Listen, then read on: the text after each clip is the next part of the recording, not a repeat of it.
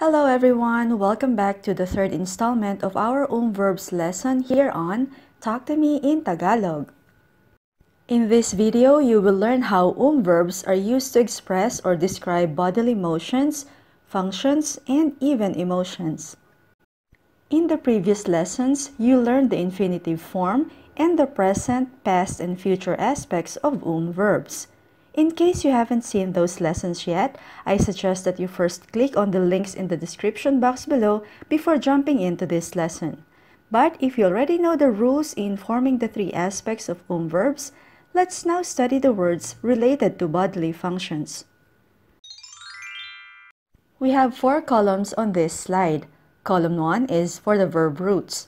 Column 2 are the infinitive and past aspects since they are the same. The third column is the present aspect and the fourth column is the future aspect. Our first verb root is ngiti. Ngiti, meaning smile. The infinitive and past aspect is ngumiti. Ngumiti, meaning to smile or smiled. Present aspect is ngumingiti. Ngumingiti, meaning smiling. And the future aspect is ngingiti. Ngingiti, will smile. Next verb root is isip. Isip, meaning think. Infinitive and past aspect, umisip. Umisip, to think or thought. Present aspect, umiisip. Umiisip, thinking. Future aspect, iisip. Iisip, will think. Hinga. Hinga, meaning breathe. Infinitive and past aspect, huminga. Huminga, to breathe or breathed. Present aspect, humihinga. Humihinga, breathing. Future aspect, hihinga. Hihinga, will breathe. Ubo. Ubo, meaning cough. Infinitive and past aspect, umubo. Umubo, to cough or coughed. Present aspect, umuubo. Umuubo, coughing. Future aspect, uubo. Uubo, will cough. Dighay. Dighay, meaning burp. Infinitive and past aspect, dumighay. Dumighay, to burp or burped. Present aspect, dumidighay. Dumidighay, burping. Future aspect, didighay. Didighay, will burp. There are 2 ways to talk about human waste or feces in Tagalog. One is the polite way and the other is a bit vulgar that some people find it embarrassing to say. The first verb root is dumi. Dumi, meaning poop. Infinitive and past aspect, dumumi. Dumumi, to defecate or defecated. Present aspect, dumudumi. Dumudumi, meaning defecating. Future aspect, dudumi. Dudumi, will defecate. The next verb root is the unpleasant one, tae. Tae, meaning poop. Infinitive and past aspect, tumae. Tumae, to defecate and defecated. Present aspect, tumatae. Tumatae, defecating. Future aspect, tatae. Tatae, will defecate. Next verb root is higa. Higa, meaning lie down. Infinitive and past aspect, humiga. humiga, to lie down or lay down. Present aspect, humihiga, humihiga, lying down. Future aspect, hihiga, hihiga, will lie down. Ibig, ibig, meaning love or like. Umibig, umibig, to love or loved. Umiibig, umiibig, loving someone. Iibig, iibig, will love someone. Ihi, ihi, meaning pee or urine. Umihi, umihi, to urinate or urinated. Umiihi, umiihi, urinating. Iihi, iihi, will urinate. Our next verb root is iling, iling, meaning shake one's head. Infinitive and past aspect, umiling, umiling, to shake one's head or shook one's head. Present aspect, umiiling, umiiling, shaking one's head. Future aspect, iiling, iiling, will shake one's head. The word iling is to shake your head to the left and to the right to show disagreement or disapproval of something. Next is inom, inom, meaning drink. Infinitive and past aspect, uminom, uminom, to drink or drank. Present aspect, umiinom, umiinom, drinking. Future aspect, iinom, iinom, will drink. Tingin, tingin, meaning look. Infinitive and past aspect, tumingin, tumingin, to look or looked. Tumitingin, tumitingin, looking. Titingin, titingin, will look. Iyak, iyak, meaning cry. Umiyak, umiyak, to cry or cried. Umiiyak, umiiyak, crying. Iiyak, iiyak, will cry. Kain, kain, meaning eat. Kumain, kumain, to eat or ate. Kumakain, kumakain, eating. Kakain, kakain, will eat. Our next verb root is luha, luha, meaning tears. Infinitive and past aspect, lumuha, lumuha, to tear up or teared up. Present aspect, lumuluha, lumuluha, tearing up. Future aspect, luluha, luluha, will tear up. Lunok, lunok, meaning swallow. Lumunok, lumunok, to swallow or swallowed. Lumulunok, lumulunok, swallowing. Lulunok, lulunok, will swallow. Singa, singa, meaning blow one's nose. Suminga, suminga, to blow one's nose or blew one's nose.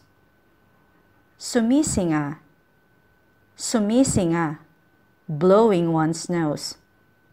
Sisinga, sisinga, will blow one's nose. Singhot, singhot, meaning sniff. Suminghot, suminghot, to sniff or sniffed. Sumisinghot, Sumisinghot, sniffing. Sisinghot, sisinghot, will sniff. Suka, suka, meaning vomit. Sumuka, sumuka, to vomit or vomited. Sumusuka, sumusuka, vomiting. Susuka, susuka, will vomit. Our next verb root is talon. Talon, meaning to jump. Infinitive and past aspect, tumalon. Tumalon, to jump or jumped. Present aspect, tumatalon. Tumatalon, jumping. Future aspect, tatalon. Tatalon, will jump. Tango. Tango, meaning nod. Tumango. Tumango, to nod or nodded. Tumatango. Tumatango, nodding. Tatango. Tatango, will nod. Tawa. Tawa, meaning laugh. Tumawa. Tumawa, to laugh or laughed. Tumatawa. Tumatawa, laughing. Tatawa. Tatawa, will laugh. Tayo. Tayo, meaning stand up. Tumayo. Tumayo, to stand up or stood up. Tumatayo. Tumatayo, standing up. Tatayo. Tatayo, will stand up. Upo. Upo, meaning sit. Umupo. Umupo, to sit or sat. Umuupo. Umuupo, sitting down. Uupo. Uupo, will sit down. Here's our last set of verbs used for bodily motions. Our first verb root is utot. Utot, meaning fart or pass gas. Infinitive and past aspect, umutot. Umutot, to fart or farted. The present aspect is umuutot. Umuutot, meaning passing gas. Future aspect, uutot. Uutot, will pass gas. Our next verb root is asa. Asa, meaning expect or depend on someone. Infinitive and past aspect, umasa. Umasa, to expect or expected. Present aspect, umaasa. Umaasa, expecting or depending on someone. Future aspect, aasa. Aasa, will expect. Atungal. Atungal, meaning wine. Umatungal. Umatungal, to whine or wind. Umaatungal. Umaatungal, whining. Aatungal. Aatungal, will whine. Awit. Awit, meaning song. Umawit. Umawit, to sing or sang. Umaawit. Umaawit, singing. Aawit. Aawit, will sing. Our last verb root is kanta. Kanta, meaning song. Infinitive and past aspect, kumanta. Kumanta, to sing or sang. Present aspect, kumakanta. Kumakanta, singing. Future aspect, kakanta. Kakanta, will sing. The difference between kanta and awit is that kanta is more commonly used as compared to awit, which is more formal. Now, let me use some of the verbs that we learned in a sentence. There are 4 rows on this slide. The first one is the infinitive form. The second row is the present aspect. The third one is the past aspect. And the fourth row is the future aspect. Infinitive form. Nagugutom na ako. Gusto ko nang kumain. Nagugutom na ako. Gusto ko nang kumain. Nagugutom means starving. Ako is I. Gusto is want. And kumain is to eat. Nagugutom na ako. Gusto ko nang kumain. I'm starving. I want to eat now. Present aspect. Kumakain ako ng beef sisig. Kumakain ako ng beef sisig. Meaning, I'm eating beef sisig. Beef sisig is a Filipino dish that goes well with beer. You should try it when you visit the Philippines. Past aspect. Kumain ako ng tredelnik sa Prague. Kumain ako ng tredelnik sa Prague. I know I'm not pronouncing it correctly, but I really love that Czech pastry. Kumain ako ng tredelnik sa Prague. I ate tredelnik in Prague. Future aspect. Kakain ako ulit ng solongtang sa Seoul. Kakain ako ulit ng solongtang sa Seoul. Kakain means will eat. Ulit is again, and solongtang is a Korean oxbone soup which is really delicious. Kakain ako ulit ng solongtang sa Seoul. I will eat solongtang again in Seoul. Infinitive form. Kahit wala sa mood ang artista, kailangan pa rin niyang ngumiti. Kahit wala sa mood ang artista, kailangan pa rin niyang ngumiti. Kahit means even if or even though. Wala is none or in this case not. Artista is a celebrity. Kailangan is need. Pa rin means still, and ngumiti is to smile. Kahit wala sa mood ang artista, kailangan pa rin niyang ngumiti. Even if a celebrity is not in the mood, he still needs to smile. Present aspect. Ngumingiti ang tuta ko kapag kinikiliti ko ito. Ngumingiti ang tuta ko kapag kinikiliti ko ito. Ngumingiti means smiling. Tuta is puppy. Ko means my. Kapag is when. Kinikiliti means tickle or tickling. And ito means eat. Ngumingiti ang tuta ko kapag kinikiliti ko ito. My puppy is smiling when I tickle it. Past aspect. Ngumiti pa rin si Alex sa kaaway niya. Ngumiti pa rin si Alex sa kaaway niya. Ngumiti is smiled. Kaaway is enemy. Ngumiti pa rin si Alex sa kaaway niya. Alex still smiled at his enemy. Future aspect. Ngingiti lang si Johnny kapag magaling na siya. Ngingiti lang si Johnny kapag magaling na siya.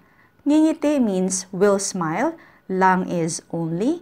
Kapag means when. Magaling is to get better or to recover from sickness.